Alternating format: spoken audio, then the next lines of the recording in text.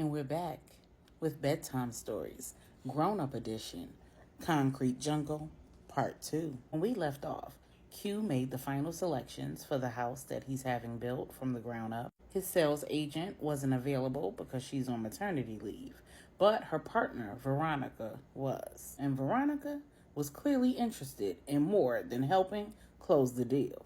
Immediately after Q left the office, Veronica called his sales agent, Tracy Newport. "Girl, your client just left here," Veronica said. "Was he pleased with the available options?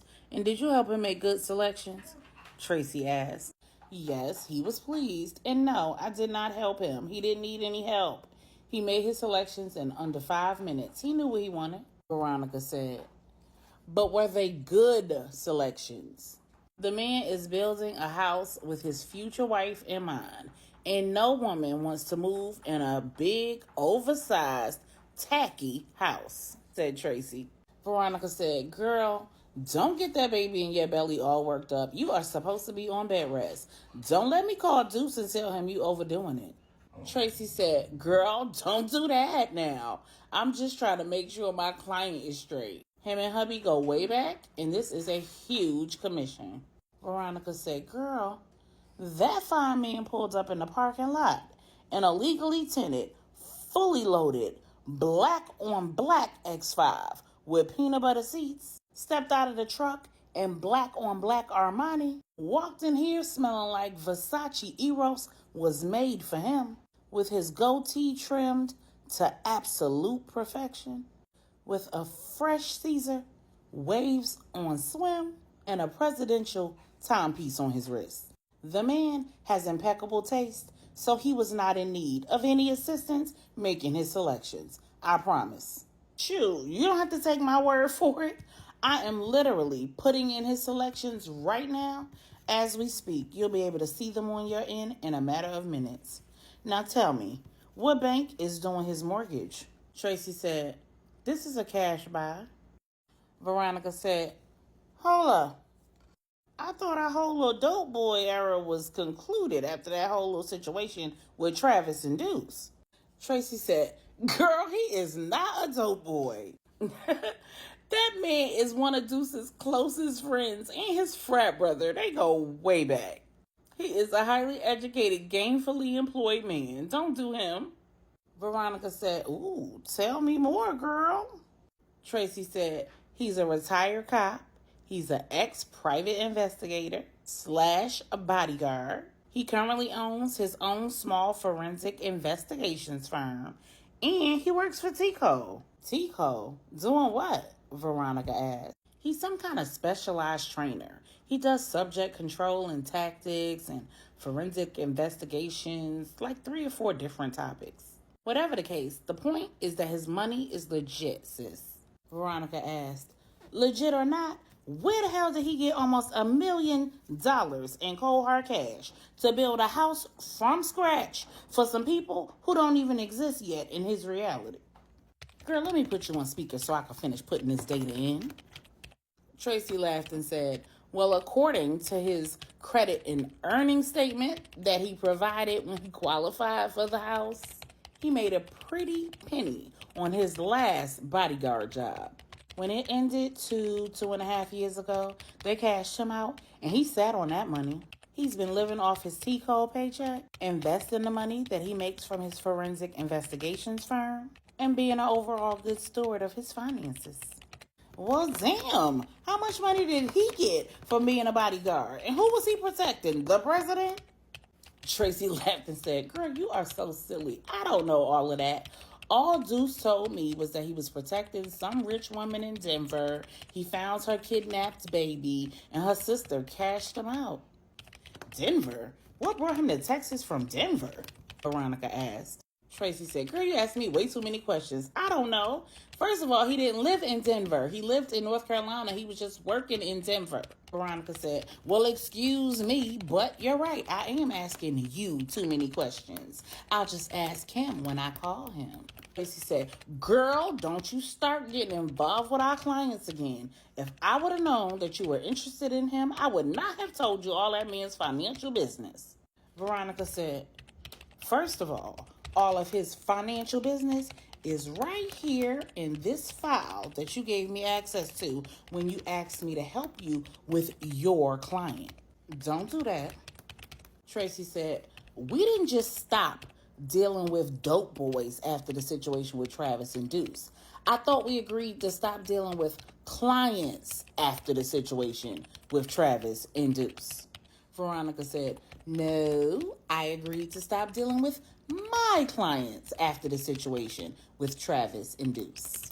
Now, I am finished entering all of his selections, and unless you plan to break me off a piece of that large commission you're going to be getting, he is absolutely not my client. He is your client. Therefore, there is not a conflict of interest, and I didn't push up on him. He told me to call him. Lord Jesus, Tracy said. Girl, let me live. You are the one that's over there married and knocked up, not me. I'm single and ready to mingle. And from the looks of things, so is he. Veronica, please, don't take things too far. Veronica said, Tracy, I plan to take things as far as I can climb that dark chocolate tree. Tracy said, Veronica, the man moved to Texas for a fresh start. He's looking for a drama-free life. Veronica said, drama-free? Then why'd he move to Texas? Doesn't he know that we do everything bigger in Texas, including drama? If he wanted drama-free, he should have stayed in Denver. They both laughed, and Tracy asked, girl, is that your last meeting of the day? Veronica said, Lord, yes. Actually, I have 2 showings this afternoon and a walkthrough for a closing next week, and I am done for the rest of the weekend. Tomorrow morning, I think I'm going to take some photos, make some videos, push out some content for social media, and then I am going to take the rest of the day off. And then I'm going to see what I can get into. How about you? Tracy said, bye, Veronica. You play too much. Veronica said, oh, my bad. I forgot you're on bed rest. You're sitting there waiting for a baby to come and for your husband to come home and tell you about his day. Girl, it could never be me. I wouldn't dare ruin this figure with a baby. Bye, Veronica. Laughing, Veronica said, but I'm happy for you, though. I love you, friend. Bye. The ladies hung up. Veronica locked up, put the close sign on the door, grabbed her purse and her briefcase, and headed to her AMG GT on her way to her first showing. About an hour or so later, Deuce arrived home and followed his usual protocol. He removed his duty belt, placed it, the clip, his pepper spray, mace, and handcuffs in his safe, removed his badge and his pen, placed it in the safe as well, closed and locked it, and headed for his bedroom. He greeted his beautiful, very pregnant wife with a hug and a big kiss and presented her with a bouquet of white roses. Hey, baby, how was your day today? Tracy said, it was good, boo. I got a lot done on the computer, and I had Veronica handle 2 of my selection meetings. Deuce said, oh, I'm glad she's helping you out. I need you to have as little stress as possible. Tracy said, I wish I could. Deuce said, what's going on? Tracy said, well, one of those selection meetings was cute. Deuce said, my nigga. Tracy said, it's not funny, babe. You know how she is. Deuce said, don't stress yourself, babe. I got it. What you want to eat for dinner? Tracy told Deuce what she had a taste for. He placed the order on DoorDash, hit the shower, threw on some comfortable clothes, met the dasher at the door, took Tracy her meal, then proceeded to the study so that he could make that call to Q. Q answered the phone. What up, Deuce? Deuce said, what up, Q? Q said, I can't call it, bro. Deuce said, so, I hear you met Tracy's partner, Veronica, today. Q said, yep. And let me guess, Tracy told you to call me so that you can give me the lowdown. Deuce started laughing and said, You already know, bro. You said, well, how about this? I give you my evaluation, and if there's anything pertinent that you feel like I absolutely need to know, you go ahead and tell me. Life has taught me that people are more than the sum of their parts. I'm sure you could tell me something absolutely deplorable about her that would send me running to the hills. And while I prefer not to completely waste my time with a woman who's not even on my level, I also prefer to let people show me who they are. If somebody called her and told her every mistake I've ever made and everything I've ever done wrong and every woman I've ever hurt, she would probably run for the hills too. Dude said, you got a point. Q said, well, damn, nigga. Dude said, no, I'm just saying. If somebody told Tracy every sin I ever committed, she probably wouldn't have given me a second look. Q said, exactly.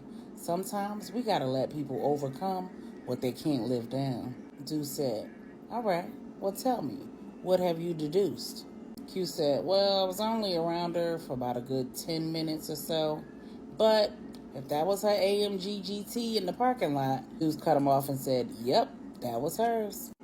So basically, she's into fast cars, fast money, and bad boys. She's never really had a real relationship, but she thinks she's ready for one. Most of her life, she's gotten whatever she wanted, whether she got it the right way or not.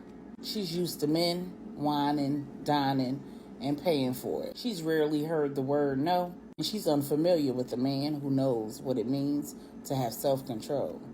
Deuce said, damn, man, you good. Q and Deuce laughed, and Q said, anything else I really need to know, bro? Deuce said, man, you got it all down. I do want to give you a heads up, though. She got this ex named Travis. I locked him up last year. He did his time in Dallas, and then we extradited him to Memphis. He's facing 7 to 10 there for an attempted.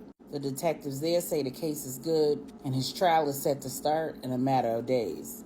What you get him for here, Q asked. Money laundering and a little bit of drugs.